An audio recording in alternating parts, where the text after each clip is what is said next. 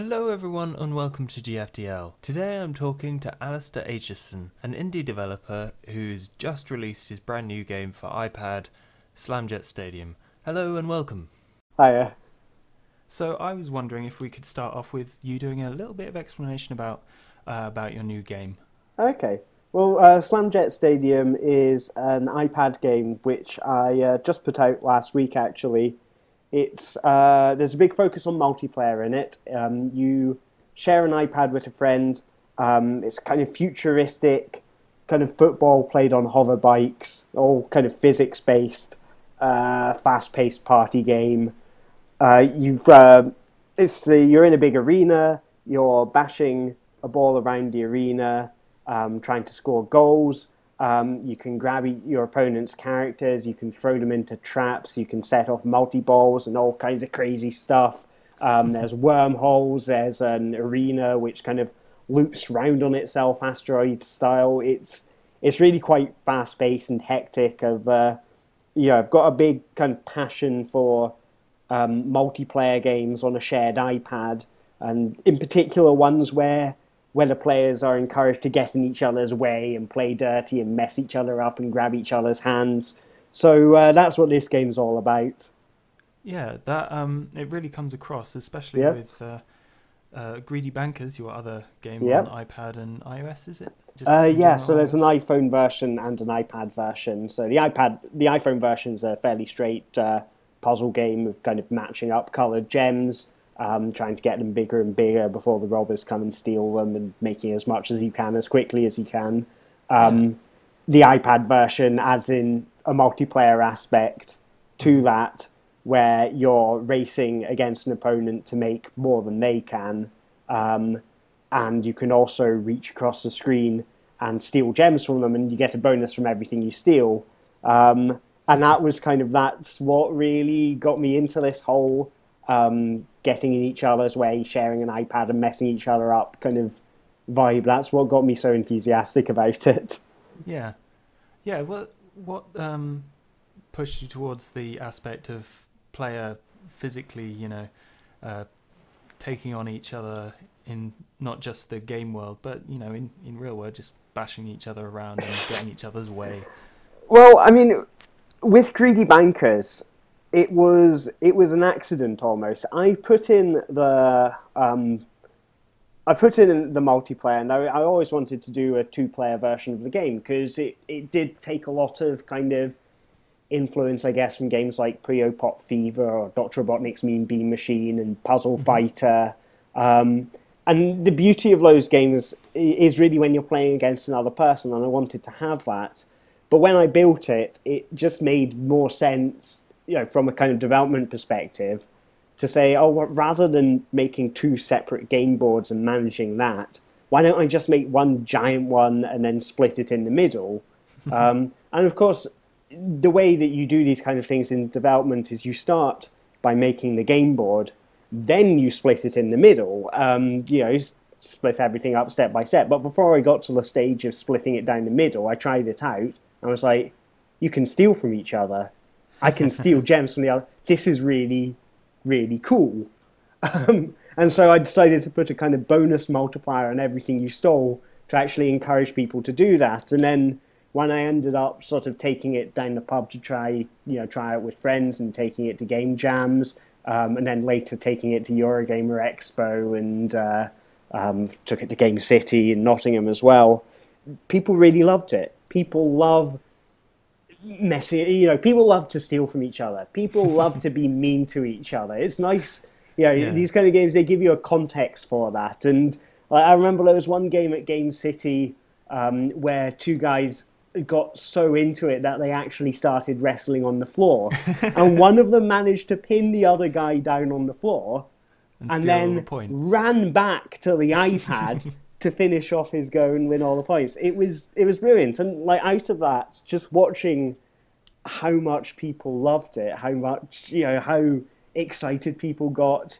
I thought I really want to push this. I really want to do something more with this, and so then I kind of got into exploring other kinds of games like JS Joust and other kinds of physical Oh games yeah. and kind of card games. I don't know if you've played any versions of the card game Flux or anything like that? Or I haven't been able to, no. no, that's But quite fun. It's Joust one is of a lot of these. fun. Yeah, it is.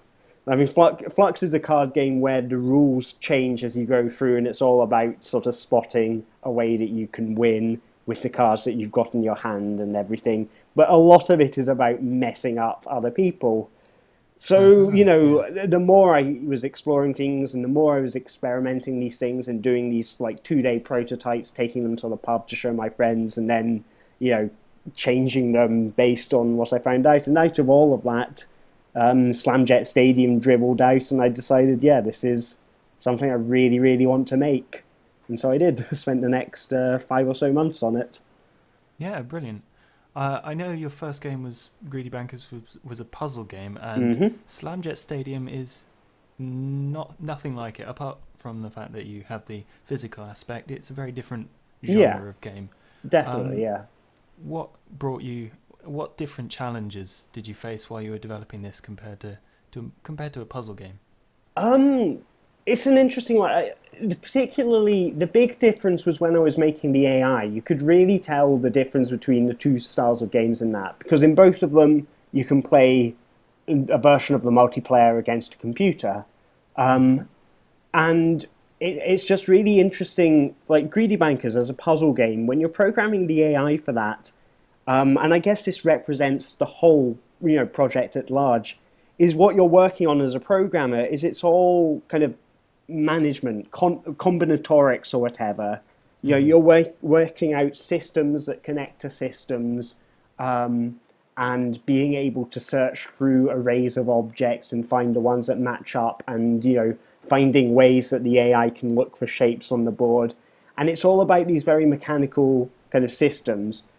Yeah. Slamjet Stadium is all physics based. So part of the challenge in that was really integrating an existing physics engine, which in this case was Box 2D, with the way that I like to do things. Hmm. And it's all in C++, and I had very little C++ experience at the time. Um, but even now, I'm still not that great at C++, and I managed to hack together a bunch of stuff to add features that I wanted, to like the object importer and stuff like that. That yeah, it's I guess it's fairly complicated, but with the AI in that, it was a completely different problem because it was all about physics. It was all about calculating if I'm at this point and if I'm traveling in this vector and my mass is this much, then how much do I need to charge up so that I hit the ball in the right place? And that was the hard bit. Essentially applying A-level physics Oh, to right. um, which was remarkably not fresh in my memory at all. Like, I'm a Oh, right. Yeah. maths graduate, and it's amazing how quickly all this stuff vanishes from your head. I had to look some of it on like online revision guides and stuff.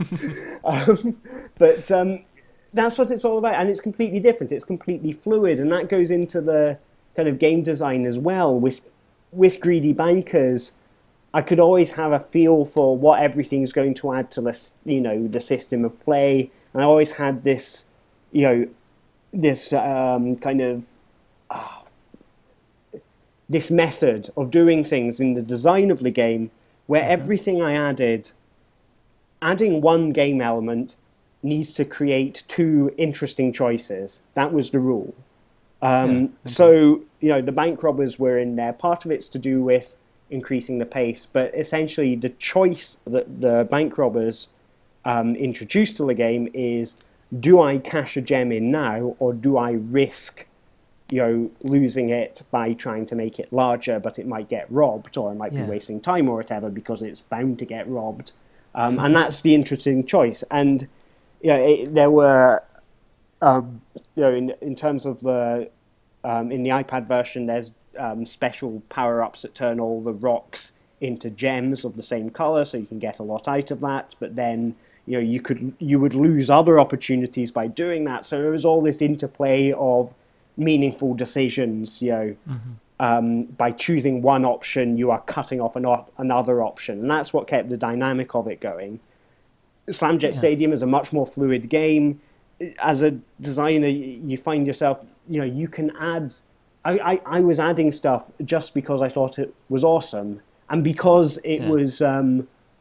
it was so kind of fluid and unpredictable, and it's the kind of game where you can plan stuff in advance, but it only gets you so far, and a lot of it is about quick reactions and spotting a good opportunity when it comes up, which means that I could, I could add in power ups and things which, in terms of strategy or whatever, they didn't really add much, but in terms of the pace of the game and in terms of what the players were trying to do at any one point in time, that would be different. So, like, there's you can freeze your opponent's guys in ice, and that doesn't actually, do that much in the gameplay because they can use your characters instead of their own if you want. Yeah.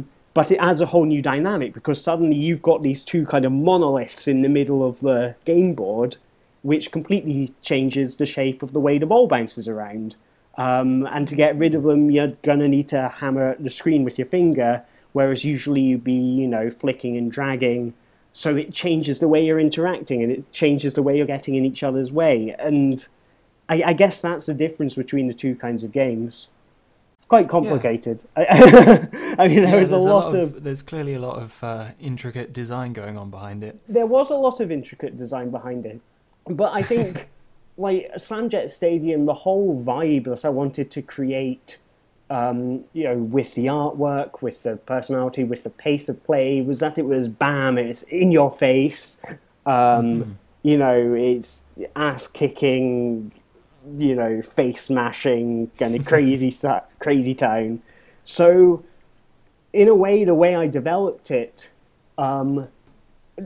was... a lot of the game elements I would add in, like most of the power-ups were added in purely on the basis that I thought, oh, these are going to be really cool.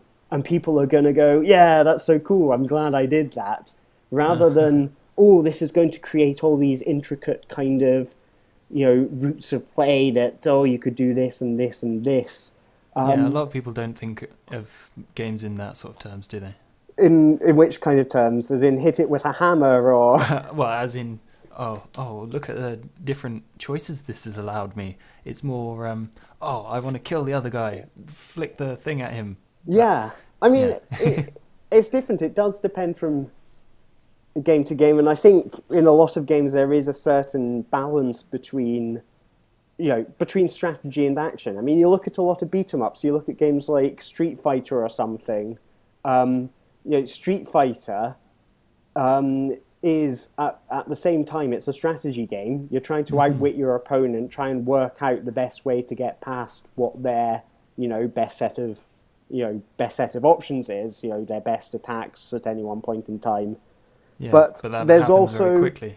It happens very quickly, so you have to respond lightning fast, and there's this sort of execution element to it where you have to do the right inputs in the right way under pressure. So you get this, back and forth between sort of, mindful strategy and sort of high energy, high energy man punch kind of crazy time. Right, yeah. Yeah, I don't know if I'm making any sense. No, but it does make sense. I can't remember the name of the guy who said it, but I seem to think he is a designer for the game League of Legends, right? A MOBA game. I don't know if you've heard of it. But, I know of League of Legends. Yeah. I haven't actually played it myself, though. Yeah. But he said that it's not enough to insert a gameplay that's fun to use. It has to be fun to play against, or as in you have to have your own options as to how to get out of its way or something like that. Yeah. What do you think of that statement? I definitely agree with that. And I think that's exactly what any great, strategy game or game with a strong strategy element has in mind. And I think, that's very true. And I agree with it. I think one thing that's interesting with very physical games like Slamjet Stadium, like JS Joust, and Yeah. like all these other. There's a game on iPad called O. It's just letter O with a full stop after it by a guy called Michael Brew. All right. Another sort of another very physical iPad game where you're grabbing stuff from all over the screen and trying to push each other out of the way. And what these games, like the kind of strategy element in them is within the game, it's all very simple. There's not a lot of, I guess, complexity to the systems within the games because far more effective is the strategies that go outside the game board. So that stuff like in JS Joust, if you decide to pull off your shoe and throw it at someone so they dodge out of the way, that's a strategy that the player's coming up with outside the game world that is causing them to win. And that's Wrestling with people. And wrestling with people over greedy bankers and, pushing people's hands out of the way to make sure that they can't get to their slam jets. There's so much of that, if you wanted something where people, could sit down and stare and think about, each intricate action, then that's the kind of game that you want a joypad for. And that's the kind of game you don't want people to push each other out of the way in, because if people can push each other and shove each other and grab each other's arms, then I guess, all of the strategies within that are going to trump any kind of long-term strategies inside the game. But, within the game, what you can do is you can make it, so the short-term strategies are still interesting. So, your craft placement in Slamjet is very important. Where your guys are, whether you can line up a good shot or not. And part of the design of the game went into working out what's the best way so that even if your arms are being grabbed out of the way, there is always going to be, a chance of an opportunity to score, even if you can't, necessarily reach with one of your appendages. There's always a route in to do something important. You can use your nose or you can use your other hand or whatever. And part of that was to do with, you've got 4 players on the board, 4 characters on the board, and you've got 1 ball. So each player, if one player is holding down a player with one hand, then the other player has 3 different characters that they can choose from that might be a good option for them. So I mean that's part of what makes it, keeps it fluid and keeps it active. I don't know if I'm going a bit too sort of deep and crazy on this, or if this, not. Okay, that's good. Yeah. So you have in your game a variety. How many teams do you have? So there's 6 teams in the game. So they're from the game's set in 100 years from now. This is the galaxy's most popular sport. Obviously, yeah. And there's teams from across the galaxy. So you've got like jetpack people. You've got biker pigs from outer space. You've got brains in jars. You've got my personal favourites are the fanboys team, who are a group of children who blasted off into space 100 years ago, according to the game, so it's like now. They blasted off into space as children, deciding that they would build a utopian society based on their favourite TV show. And it got to the year 2113 and no one expected that they actually would do it. So the idea is that you've got these kind of like Star Trek fanboys who have created, a Star Trek based utopia in the future. But they're all kids, because when they left they were kids, and because of the low gravity in space they never really grew up, so they're kids with facial hair. Now I managed to condense most of that backstory into a few sentences which do appear in the game, so hopefully that'll all come across. But if I ever do a novelization of the game, which is highly unlikely, but at least now you know that that's canon, and whatever I choose to, writing the story. If it contradicts what I've just said, well, yeah, that book will no longer be canon. It'll be wrong. So You heard it here first. Oh man, yeah. I was just going to lead into the canon of the story, because you've got all these crazy sci-fi yeah. places, and what kind of bits of fiction did you draw from, and what are the other stories? I'd be interested to hear. Okay, well, there's the Jetpack City Rockets, who are they are from Jetpack City. They're kind of loosely based on the Rocketeer, which I've never actually seen, but wears a red jacket and has a gold rocket pack, and then the rest I've kind of worked out from there. I remember seeing him somewhere. Yeah, I haven't seen it. I've been recommended it, but I haven't seen it yet. Yeah, I haven't seen it either. I've seen it referenced on Family Guy, and I think that's most of my connection with it. Yeah.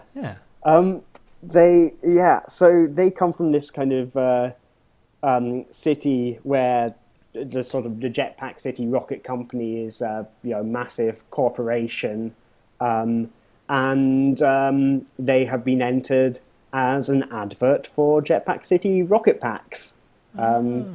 So you've got the Astro Marines, who are they're like beefed up on various illegal space chemicals to improve their performance, and they just enter the tournament in a blind rage. Even they don't know why they entered. There's a team of robot cops. Hell of a contract signing. Sorry? That's got to be one hell of a contract signing. Yeah. Stab the piece of paper with the pen. I think, that does sound like them. Actually, I've got one of my friends who's one of the sort of testers who is showing all the prototypes to in the pub. So I can call him a tester. It makes him sound like he's a professional part of the team. No, he's just one of my best mates down at the pub. Guy called Leon. Leon Osborne's his name, and he's written these fan fictions for the game, which you can read on my blog, and they're all really funny. What was quite cool about them is I think he's picked up on the kind of the tone of the characters and what the kind of the sort of tournament system's like way better than I could ever vocalize. So I'm really happy with what he's done. Another of my favorites, the Cortex Crusaders. They're the brains in jars. And the idea behind them was they were a team of scientists who wanted to create the lightest possible Slamjet. So what they did is they kept on removing unnecessary components from the vehicle, except they went a little too far and then started removing unnecessary components from themselves. So they're joining the Slamjet tournament to earn the money to buy some new bodies. So oh man, that's pretty awesome. Yeah, I remember you tweeting some of those fan fictions. Yeah, they were good. Yeah, you say he picked up on the tone of your game, and I would say from what I've seen of all your games, a part of that is very much the hand-drawn cartoon. Yeah. Also, Schadenfreude. I think that's something he picked up on. Is the amount of Schadenfreude that is in the play. I wanted there to be an element of what's it when you're bragging about gloating or griefing or whatever. I wanted to be plenty of that, between players while they're playing, and I also wanted that to be reflected in the setting of the game, and that's something that he's picked up on, because the referees and the commentators and the coach that he writes about in the stories, they all reference that sort of that brutality that someone got their head kicked in while playing and it was really funny. I kind of censor it, which is completely it goes completely counter to my usual nature in real life, but like in games, I love playing dirty. I love like being really nasty in games. Like, I just find that fun. So I don't know. Yeah, I'm rambling. What was your question? It's fine. Yeah, that's cool. Okay, I would like to move on to the mobile scene. Now, Yes. since your last game, Mm-hmm. how, from your perspective, has the mobile game scene changed? I think, I mean, it depends how you look at it. In terms of developers, like, I think there are a lot more developers on there who are a lot more respected now. I think there was a time when, you know, people considered, oh, iOS games, they're not real games. Hmm. They're just, stupid toys. And I think there are a lot of developers like myself saying, no, that's not true. Mobile games are awesome. There's all kinds of crazy potential on touchscreens and Hmm. that. But now you've got almost every um, developer I can think of, a large number of indie developers who, had previously been known for PC games are now on mobile. It's just part of the system. It's part of the many things they develop for. You look at Vlambeer recently. They will Yeah. develop for anything. So Super Crate Box that started out on PC. Now it's on iOS and it's on Vita and it's on Android. And that doesn't make them less cool. Everyone's like, yeah, that's fine. They develop for everything. And I think there is this kind of a change in the attitude to the way people look at mobile games. Is that they are just part of the ecosystem now. They're not the weird little brother anymore. Yeah. I think within the market it has changed a lot since Greedy Bankers came out because when I released that game, I can't remember when the first one came out if in-app purchases even existed in iOS games at that point. And you cut to 6 months after in-app purchases, were introduced to iOS, and it just is a complete sea change. Like everyone within the market, all the sort of big kind of faces from the kind of business side of it are saying freemium is the way to go. Freemium is everything. Now I'm not bothered either way. I say, whatever the game design comes first, and then you work out the monetization method that best suits it. So I'm happy with both freemium and paid games. It's fine. But what I've seen is that it just changes so rapidly. People used to talk about 69p games as being the race to the bottom, and they're not the race to the bottom. The race to the bottom is free. If you are charging 69p for a game, that is deemed by a lot of people as expensive.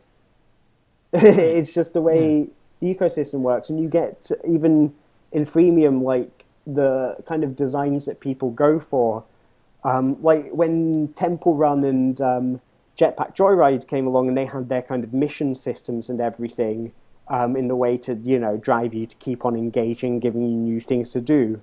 That was completely new at one point. Now that is so done in so many games that I think there is this kind of fatigue that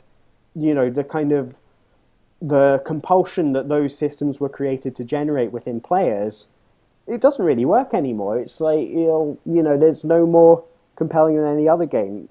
I guess my point I'm making is just that the whole industry, particularly in mobile, moves so fast. I guess the way I took it, like I've decided I'm going to, Slamjet Stadium is going to be a paid game. I'm not going to do, I'm not going to try and change the game to make it freemium or whatever, even though I had a lot of people telling me that freemium was the way to go. But at the end of the day, you have to make a decision based on what's best for the game. And I think if I'd made the game freemium and tried to work in some kind of freemium thing, I would have worked in a system that by the time it came out would have been out of date, and no one would have cared, and it wouldn't, you know, it wouldn't have got downloads or money. It's just everything changes so quickly. You know, what is innovative 1 month is, you know, is the norm 4 months later. That's just the way the system goes. Yeah, definitely. If you look at Terry Kavanagh's success with Super Hexagon, I mean, that was released on iOS and then Android and then PC. And then PC, yeah. It came first on iOS. Because I think he said it felt more natural on a mobile touch device. Yeah. Which makes sense. It's a really great game, and I spent way too much time playing it. I absolutely love Super Hexagon. Got a lot of respect for Terry Kavanagh. Oh, definitely. Yeah. His game, he was already well known for PC and various other platforms, various other games. Yeah. And a problem that people are finding now is that the discovery of their game, no matter how good it is, it can get buried in this absolutely humongous store, whether iOS, Google Play Store, whichever. It gets buried and people never find it. How have you had to deal with that? Because you have had a game out before. Yep, I live in constant mortal terror of that very issue. And in fact, a lot of, like I even, after Greedy Bankers came out, Greedy Bankers, that struggled to get, I worked very hard to try and get exposure for that game. And I've given talks at like Develop Conference and things about the challenges of getting exposure for indie games and why in my thoughts, it was so difficult for Greedy Bankers, and how I have tried to fix that, and how I've tried to push it. And I think there is on mobile at the moment. I think there is an issue for indie developers. I think it's less of an issue for big studios who can spend a lot on advertising and get installs from who knows where. When you're an indie developer, you have to play a very different game. You have to go for hearts and minds. You have to get people, invested in people who believe in the game, people who believe that the game stands for something and that they want to be behind that idea. It's not just about making a product. And to do that, you need to reach people, and you need to go where enthusiasts are reading. I think there is a difficulty where there is this big gaming enthusiast market on consoles and PCs. And even if they do play mobile games, there's a lot of people who, there's tons of people playing Super Hexagon and Ridiculous Fishing and things, who are core gamers, who are, console and PC gamers primarily. But where they go for the big stories is the PC and console press. Mm-hmm. And that means that if you want to get these kind of enthusiasts to believe in your game and believe in what you're doing and, see, oh yeah, this guy's trying to push the boundaries, we should support him, we should tell people about, this game, then, unless you have a background in PC that people already know you for, or a background in console that people already know you for, it's quite difficult to reach the people who will get enthusiastic about you. I think that's definitely the difficulty that I see. Yeah, the way I see it is that unless you have a ridiculous amount of money to spend on marketing or whatever, word of mouth is the single best way to get your word out. I mean, I think the thing is, in terms of looking for the next best thing, and that's a lot of it comes down to people want to know what's the new cool thing, what's the next thing that's going to blow for mind, and people, even though a lot of the time that comes up on mobile, like Super Hexagon, even though mobile is a booming area for innovation in games, people aren't looking for innovation in mobile quite as much as they are in other platforms. No, certainly. Once again, I can't remember the guy's name, but the person who made Space. Space Team, Space Ken. Space Team. That is the one. Thank you very much. Yes, Space Team. He made about $3,000. Right. Because it was free. Yeah. And there were in-app purchases, and despite the fact that lots of people downloaded, there was a lot of things happening. He didn't make any money off of it. Yeah. I mean, even then, $3,000 is quite, quite good. That is, well above the median for what you expect. Yeah. In terms of where he sits on the, on the revenue curve in the App Store, that's fairly high up it. I mean, that's probably, definitely in the top 25%. But is it enough to A, support Space Team, and B, develop a new game? No. No, nowhere near. No, I mean, that's... but that's... I guess, there are a lot of people competing, and I'm sure it's just, it may be easier to reach enthusiasts in PC and console, but I think it is still difficult, even if you have a PC game that you're working on, to get that exposure, because there are so many games out there, and there are so many other people out there who want to do, if you're a developer, they're doing exactly the same thing as you want to do. And they are working just as hard as you, if not twice as hard as you. And you have to, I think as a developer, you have to be ready to go the extra mile in that. And there's always something more that you can be doing. Like I find it myself, I'm always, looking for new ways that I can push it, new ways that I can get people interested, because I'm constantly facing the fact that it needs more. I'm not doing well enough to make it get more, so I need to work harder. And I think if you are an indie developer, you do just have to embrace that attitude. And just accept the fact that you are going to have to keep on pushing and pushing and pushing and pushing and pushing. Yeah, certainly. There's a lot of hard-working people making excellent games, no matter what genre or platform. And fortunately, a lot of people get the chance to play them, and success isn't always certain. But I think hard work is certainly something that deserves respect. Yeah, I mean, look, making video games is awesome.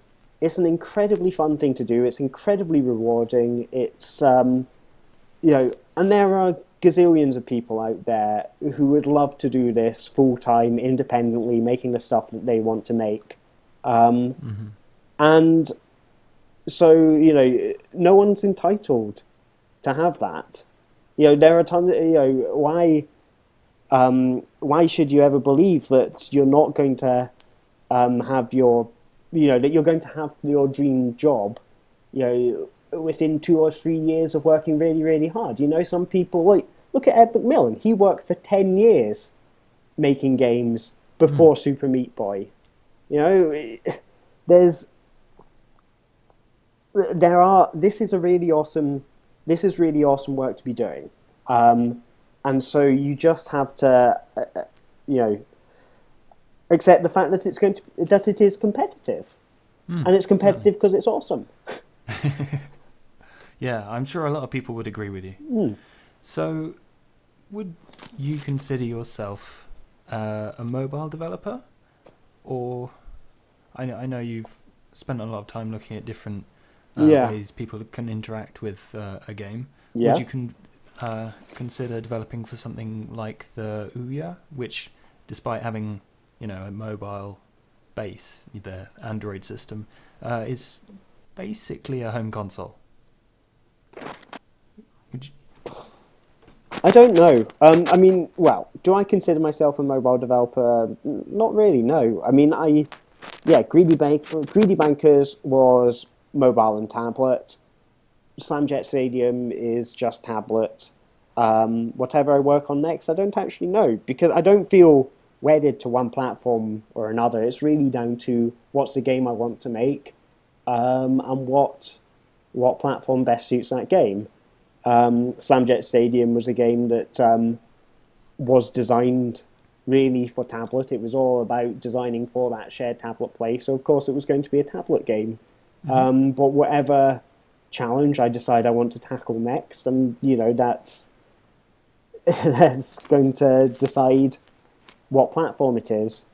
In terms of Ouya, I think it's going to be very interesting to see how it does, because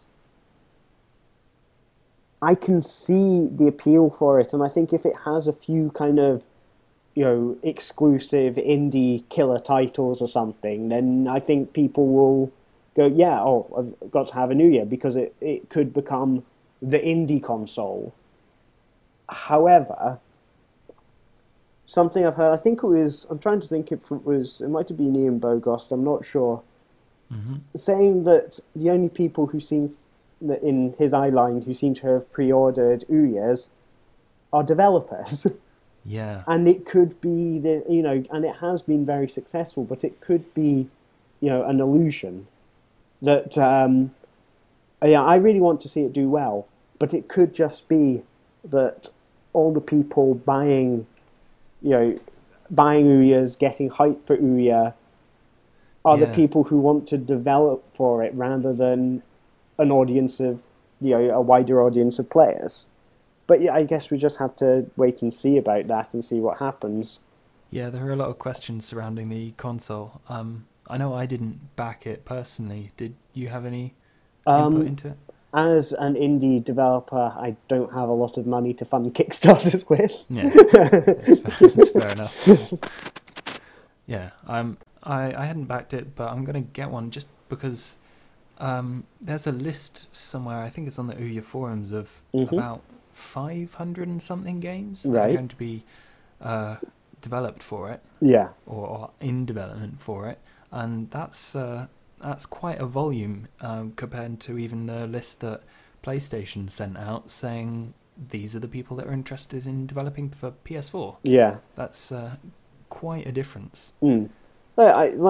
Like I said, if there are some sort of exclusive indie games or something, so indie games that only hit Kickstarter, they don't hit PC or whatever, or they do but only after a big delay, I could see Ouya being the indie console, being the games console for indie games enthusiasts, people looking for weird and quirky, groundbreaking stuff.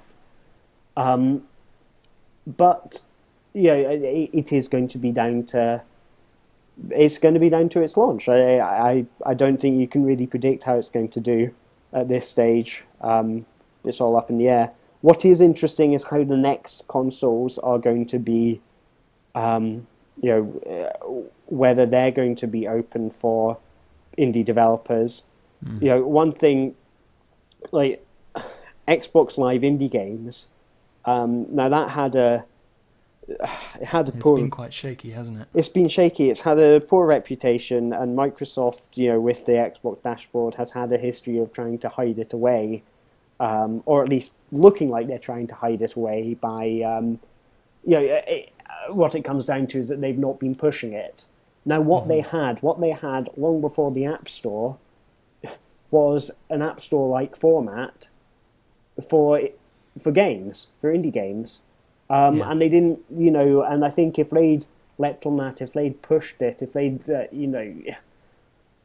had some form of kind of curation or encouragement or something, I think that could have been really big for them. But they didn't, and I think that's a bit disappointing. But, you think about it, and it works very similar to the App Store. It's a system where anyone can come along and, they can make a game, and if it fits a good enough standard, they can publish it. It's a very, a kind of free and democratic system of, of a games marketplace, with no gatekeepers. Brilliant for indies who want to, get their stuff out there. Now, in terms of how the new consoles, are they going to replicate that? If Microsoft showed so little love to Xbox Live indie games, it's probable that they won't be doing the same for the next Xbox console, unless they're trying to mash it all in with existing Windows marketplace. Possibly. Yeah. PlayStation, I know Sony have been talking about being a lot more indie friendly, and recently getting people like Jasper Byrne on board and Lone Survivor and Thomas Was Alone, I think, will be coming there via Curve Studios, who are doing the port. All right, yeah. It sounds like, they are I've been very happy engaging with the way, people. Yeah, with the way Sony that have been talking to people. I mean, there's nothing confirmed for the PS4 quite yet, but it's still a closed system. Yes, and that's it. Unless you had a publisher or knew the right people, the chances of you getting onto that platform are very low. And that's the thing that Ouya offers is it's that anyone can make a game for it. They don't have to know the right people or be with a publisher or whatever. The difference is that what consumers want. And at the end of the day, it comes down to that. And voting with your money is a very important part of it. Yeah. Okay, so thank you very much for being on. That's all right. Before we go, I think I'd just like to talk about what have you been playing recently? What have I been playing recently? Well, just before I came on, I was playing Street Fighter 4, which I really like. Other games I've been playing on the iPad. I am a big fan of Swift Stitch by Sophie Holden. Yeah, I think that's a really smart game, a very smart use of simple touch control. It's like a one button game but with two buttons. But usually when you've got a two button game, you've got we've got a left button and a right button, or an up button and a down button, or whatever. And it's like, no, it's a turn button and a slow button. Yeah. Which gives you it gives you this lovely range of different ways that you control, the shape, this kind of needle floating, flying through these kind of racetracks. Yeah. It's very, very clever. Yeah, I played it on PC when it came out. Yeah. And I loved it. I just love the fact that all of the levels are available from the beginning. There's all sorts of challenges. It flows really well, and there's like really, really tight controls. Like, you touch the button for a millisecond and it adjusts just like that. It's really clever. I mean, I saw she wrote a blog post on how she did that and how it's essentially, it's millisecond by millisecond. It doesn't use a frame to decide whether a button's being pushed. I think that's cool. Really clever. So, that's something I definitely recommend. And it's free now, isn't it? On all platforms. Oh yes, it is free now. Yeah, that was quite recently as well. Yeah, that's cool. So everyone should play it. Everyone Stitch. should take a look at that on whatever platform you want. It's brilliant. Yep. What else have you been playing? What else? Recently I got my hands on Ridiculous Fishing, which is very good. The music and art in that is absolutely lovely, and it's very tightly designed, very lovely look and feel to it. Also, what's the one? Major Magnet. I've never heard of that one. It's an iPhone game, which I play on iPad, sort of scaled up. It's a platformer. I think it's by the people behind it were originally kind of developing a Sonic fan game, and that went under. So they said, "Oh well, let's make a new game of our own." And it's about this kind of chubby guy with a giant nose and a big magnet. You've got to get to the end of the levels by tapping on these kind of magnet sections, which you can spin round and round. I have seen the trailer for that. It looks brilliant. It's awesome, and the animation is gorgeous. Absolutely beautiful. And the whole thing has that kind of punchy feel to it of maybe like a kind of, PlayStation through Dreamcast era game where there's, I don't know, these sort of... Everything's kind of shiny and active in that way that kind of when they had 2D games on Mega Drive and SNES, if they could have put that much shine and movement and effects on everything, they would have, but they didn't have the technology for it. And then by the time it got to PlayStation 3, PlayStation 2 and Xbox and GameCube, it was like, oh yeah, that's old hat. No one wants to make games that look like Neo Geo games anymore. So we're not going to do really cool effects with like 2D stuff, and it's all shiny and everything. It's like, yeah. And it's got that lovely feel to it. That sort of everything flashes and pops and buzzes, and it feels so nice. Oh, it's all about Mode 7, man. Yeah. I love that effect. Yeah. Yeah, that's great. Right, so if you'd like to, if you would like to finish off by telling us where you can get your game and for how much. Okay, Slamjet Stadium is available now from the App Store on iPad. It is £1.99 or $2.99 or something euro, something. So that's available from the App Store. You can find out more and watch a trailer where people like wrestle each other and like push each other out of the way at www.slamjetstadium.com, or just Google it. It'll come up if you Google it.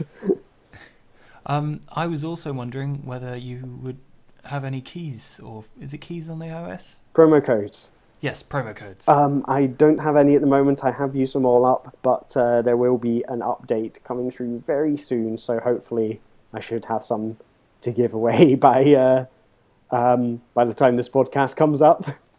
Okay, awesome. Thank you very much for being with us, You're Alistair. welcome. I had fun.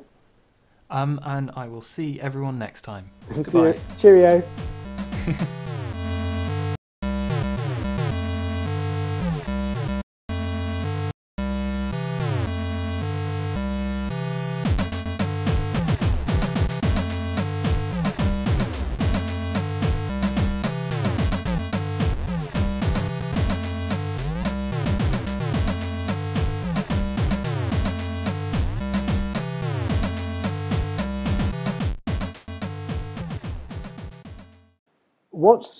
Which podcast is this for? Is this still Gaming for the Lose, or? Well, originally it was Gaming for the Lazy.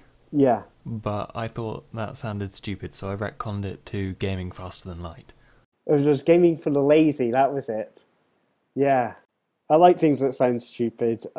We had this, when I was in university, I did this, it wasn't a podcast, it was a radio show with my friends. I was at Warwick. They had a radio station up there. We used to do a show. It was like 10 o'clock on a Friday morning, and it was my housemate John decided on the name for it. So the first term it was called Saying It Like It Is, because we were supposed to be, a bunch of cool guys who just tell it like it is, and. Yeah, it ended up just us pissing around in the studio for an hour on a Friday morning. It was good fun, though. And then he decided in term 2 that he was going to change the name of it without telling us. And his basis for this was, how we're always, we don't know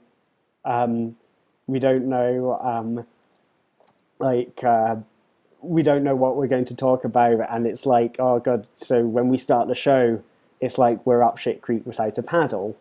And obviously you can't use the S word on air at 10 o'clock in the morning, so it ended up being called Up a Creek. Which, like, me and Jake, the other guy I did the show with, and we were like, but that just sounds like we've gone rowing or something.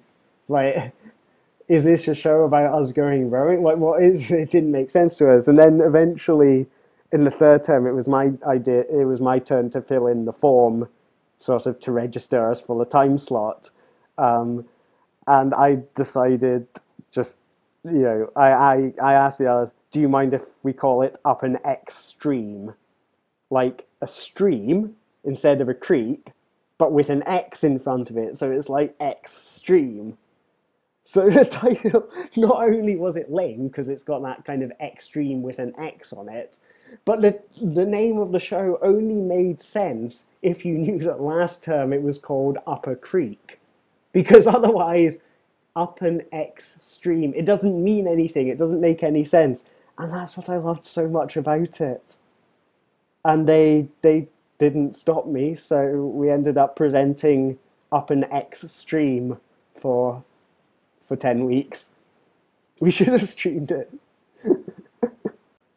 I don't making up deliberately bad names for things is the best. Like that's the best thing ever. But making up good names for things, that's hard. Took me ages to come up with Slamjet Stadium. Absolutely ages. It was called Galaxy Ball for ages, but Galaxy Ball was a game that already existed on Android. Yeah, I mean, I wasn't even that attached to the name Galaxy Ball, but it kind of stuck, as most of these kind of names do. I spent weeks trying to think of something for the new title, and eventually it just came out of taking like bits out of other titles. So like Stadium was there to imply that it was sport related. Slam because it's like bam, stuff crashing into each other. And Jet because like rocket jets and yeah. So Slamjet sounded kind of possibly futuristic. What's a Slamjet?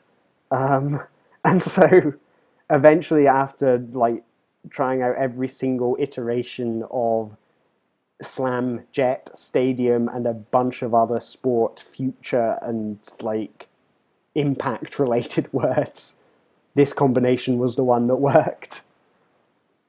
But it was, yeah, it was a frustrating process actually because I had the trailer already made, except I didn't have a name for the game that the trailer was for.